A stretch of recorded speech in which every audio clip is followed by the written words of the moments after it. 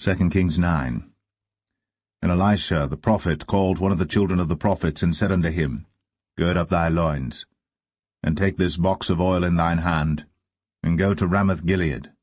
And when thou comest thither, look out there Jehu the son of Jehoshaphat the son of Nimshi, and go in, and make him arise up from among his brethren, and carry him to an inner chamber. Then take the box of oil, and pour it on his head, and say, Thus saith the Lord, I have anointed thee king over Israel. Then open the door, and flee, and tarry not. So the young man, even the young man the prophet, went to Ramoth-Gilead. And when he came, behold, the captains of the host were sitting, and he said, I have an errand to thee, O captain. And Jehu said, Unto which of all us? And he said, To thee, O captain. And he arose and went into the house. And he poured the oil on his head, and said unto him, Thus saith the Lord God of Israel, I have anointed thee king over the people of the Lord, even over Israel. And thou shalt smite the house of Ahab thy master, that I may avenge the blood of my servants the prophets, and the blood of all the servants of the Lord, at the hand of Jezebel. For the whole house of Ahab shall perish, and I will cut off from Ahab him that pisseth against the wall, and him that is shut up and left in Israel. And I will make the house of Ahab like the house of Jeroboam the son of Nebat, and like the house of Baasha the son of Ahijah. And the dogs shall eat Jezebel in the portion of Jezreel, and there shall be none to bury her. And he opened the door and fled. Then Jehu came forth to the servants of his lord, and one said unto him, Is all well? Wherefore came this mad fellow to thee? And he said unto them, Ye know the man, and his communication. And they said, It is false, tell us now. And he said, Thus and thus spake he to me, saying, Thus saith the Lord, I have anointed thee king over Israel. Then they hasted, and took every man his garment, and put it under him on the top of the stairs, and blew with trumpets, saying, Jehu is king. So Jehu, the son of Jehoshaphat, the son of Nimshi, conspired against Joram. Now Joram had kept Ramoth-Gilead, he and all Israel, because of Hazael king of Syria. But King Joram was returned to be healed in Jezreel of the wounds which the Syrians had given him, when he fought with Hazael king of Syria. And Jehu said, If it be your minds, then let none go forth nor escape out of the city to go to tell it in Jezreel. So Jehu rode in a chariot, and went to Jezreel. For Joram lay there, and Ahaziah king of Judah was come down to see Joram. And there stood a watchman on the tower in Jezreel. And he spied the company of Jehu as he came, and said, I see a company. And Joram said, Take an horseman, and send to meet them, and let him say, Is it peace? So there went one on horseback to meet him, and said, Thus saith the king, Is it peace? And Jehu said, What hast thou to do with peace? Turn thee behind me. And the watchman told, saying, The messenger came to them, but he cometh not again.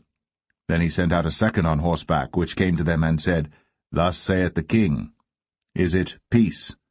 And Jehu answered, What hast thou to do with peace? Turn thee behind me. And the watchman told, saying, He came even unto them, and cometh not again. And the driving is like the driving of Jehu the son of Nimshi, for he driveth furiously. And Joram said, Make ready. And his chariot was made ready. And Joram king of Israel, and Ahaziah king of Judah went out, each in his chariot. And they went out against Jehu, and met him in the portion of Naboth the Jezreelite. And it came to pass, when Joram saw Jehu, that he said, Is it peace, Jehu? And he answered, What peace, so long as the whoredoms of thy mother Jezebel and her witchcrafts are so many? And Joram turned his hands and fled, and said to Ahaziah, There is treachery, O Ahaziah. And Jehu drew a bow with his full strength, and smote Jehoram between his arms, and the arrow went out at his heart, and he sunk down in his chariot.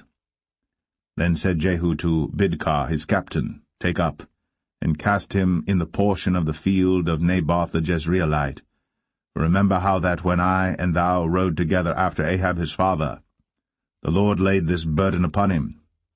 Surely I have seen yesterday the blood of Naboth and the blood of his sons, saith the Lord.